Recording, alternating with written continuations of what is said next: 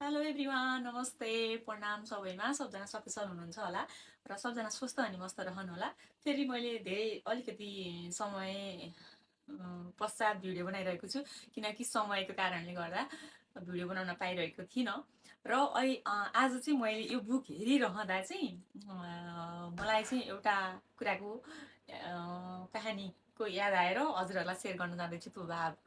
अनि त्यो कुरा चाहिँ भगवान् बुद्धले चाहिँ आफ्नो शिष्यहरूको माझ प्रवचन दिँदै गर्दाखेरि भन्नुभएको थियो के।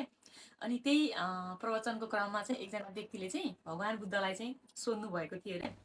क्वेसन एन्सर प्रोग्राम हुन्छ नि त होइन।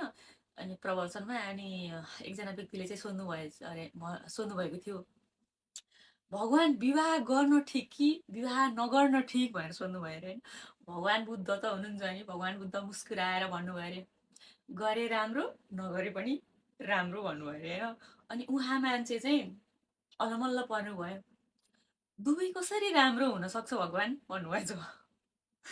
अनि भगवान् बुद्धले मन्द मुस्कुराएर शान्त भावले भन्नुभएछ, विवाह गरे अनुभव नगरे शान्ति मिल्छ भनेर भन्नुभयो अरे।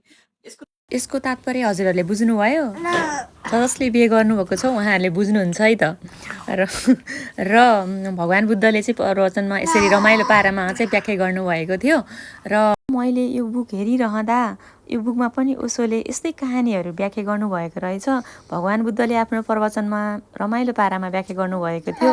र यस्तै स्पिरिचुअल कहानीहरू सुन्न चाहनुहुन्छ भने बोधी इन्फोटेकलाई चाहिँ फलो सपोर्ट गर्नुहोला।